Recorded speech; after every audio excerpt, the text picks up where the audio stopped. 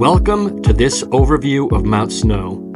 I know the mountain very well as I've been skiing at Mount Snow since the 60s and still ski here many times every season. I'm making this video because Mount Snow is one of my favorite areas, and I want to share information that will help you get the most out of your visits. While undoubtedly biased, I'll share the good along with some of the not so good, because that is the only way for you to decide if Mount Snow is a good fit for you. Let's begin by taking a look at the four main sections of the mountain. First, we have the main face, which is made up predominantly of blue runs. The north face, which is made up exclusively of advanced terrain. Corinthia, which is their dedicated park area, and Sunbrook, which is nearly all intermediate or blue runs. Let's get started now with a more in-depth look at the main face. The main face has two lodges, the main base lodge, which is starting to show its age, and the Sundance Lodge, which very much is showing its age. The principal lifts on the main face are the Bluebird Express 6-pack bubble, the Grand Summit Express quad, the Canyon Express quad, and the Sundance Express 6-pack. The Bluebird Express is the most popular, and it has one golden share, which is fun when you can get it. When riding the Bluebird Express, be aware that, at the summit, the bubble and safety bar both open automatically. The Bluebird runs from the base to the summit, as does the nearby Grand Summit Express. The Sundance Express travels to a point about 200 feet below the summit, and the Canyon Express to a point about 600 feet below the summit. While the four express lifts all travel at about the same speed, the bubble has the lowest rider capacity per hour. The Grand Summit Express and the Sundance Express have the most capacity, so they are your best bets for quicker moving through lift lines. Also on the main face is the Learning Center. It's a great place for beginners because it has a slower moving chairlift that is less intimidating to load. It has 4 magic carpets and its own base lodge called the Discovery Center. Like most mountains, the Learning Center is well insulated from more advanced and faster skiers and riders. Now on to the North Face. You can access the North Face from the summit of the main face, from the top of the Grand Summit Express or the Bluebird Express. You merely pass in front of the Summit Lodge and turn right.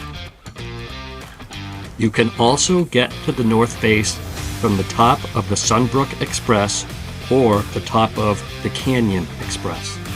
Be aware that the second half of River Run flattens out, so keep up your speed. The mountain's only double diamond trail ripcord is here. The North Face is excellent because it's an isolated pod for advanced and expert skiers and riders. It has a respectable vertical drop of 1,000 feet, and the trails maintain a fairly consistent pitch. However, it's serviced by 2 aging fixed grip triples. They load fast, so don't take your time while loading. Though these lifts travel at just over half the speed of the express lifts, together they transport nearly as many riders per hour as Mount Snow's most capable express lifts. In fact, more per hour than the Bluebird Express. And now on to Corinthia, which is perhaps the crowning jewel of Mount Snow. It's genius to create a pod devoted exclusively to terrain parks. Corinthia has a new lodge, a high-speed quad called Nitro Express, a fixed grip triple called heavy metal, and a section devoted to young ones called grommet, with extra small features and its own magic carpet. Corinthia has 100 acres of terrain and a vertical drop of just under 1,000 feet. Many trails at Corinthia have a mining theme, such as Prospector, Mine Shaft, Iron Run, and Fool's Gold. This is because in the early 1800s, iron was mined in this area. In fact, 2 very small, abandoned mines still exist on the mountain. And now on to Sunbrook. All but one trail at Sunbrook is blue, and that's Bear Trap. When there is enough snow, Bear Trap is the place to go for bumps. It's south-facing, and if you're lucky, the bumps will be soft and playful. Adding to the atmosphere is music that blasts from the chairlift towers. Many of the blue runs at Sunbrook have long stretches that ski more like a green trail.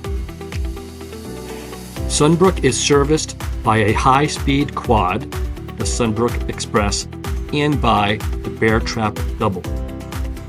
Bear Trap loads quickly, so hustle to get into position. Sunbrook has just under 1,000 vertical feet of drop. It's one of the few places on the mountain that can, at times, feel somewhat remote. From the summit, you access Sunbrook from Thanks Walt, which starts at the top of Long John. It can be accessed from the top of the Snow Dance Express by taking Shooting Star, and the top of the Nitro Express at Corinthia via Milky Way. The bottom 2/3 of Milky Way is quite flat, so be sure to keep up your speed.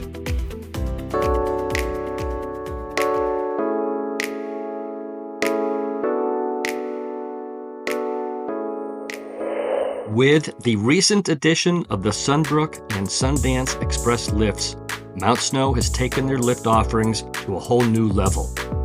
Having 19 lifts helps disperse visitors across the mountain and gives you options on crowded days. I like not having to take short lifts from the base in order to access the lifts I really want to be on. And the base to summit lifts allow full utilization of the mountain's 1,700-foot vertical drop. The only significant drawbacks are the 2 aging fixed grip lifts serving the north face.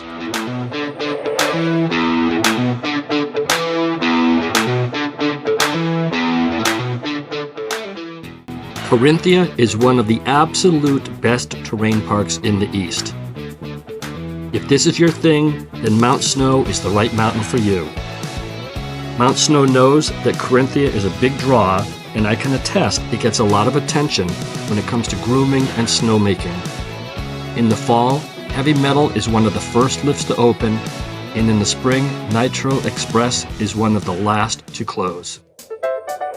Mount Snow is ideal for intermediate skiers and riders.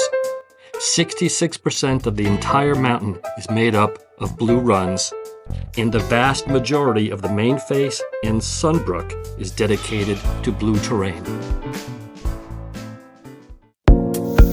Mount Snow is a powerhouse when it comes to making snow and grooming. I've seen them recover from a rain with just one cold night. Despite being in southern Vermont, each season, Mount Snow was one of the first to open and among the last to close. Having 4 distinct mountain faces is a huge asset. It allows crowds to spread out, it helps separate visitors of different abilities, and because the sections face in different directions, they get different sun and weather exposure. On some days, this allows you to move to a different section in search of better snow or more comfortable temperatures.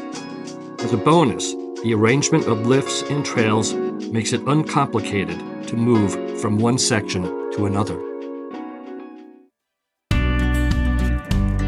Mount Snow struggles to accommodate skiers who have advanced beyond the learning center but not quite ready for blue trails. Only 16% of the trails are green, and the only one from the summit, Long John, can get a lot of traffic and skiers of varying abilities. Parking should be on a first-come basis, as it is in nearly all of New England.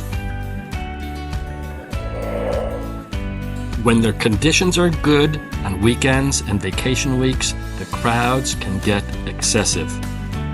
With the advent of new mega passes, I suspect similar crowding occurs at the other corporately owned mountains. If you visit Mount Snow for the first time, or if you are a repeat visitor, I hope this video helps you to get the most out of your visits. If you enjoy this video, please like it and subscribe to Skiing New England. And don't forget to check out our other insider guides to Mount Snow.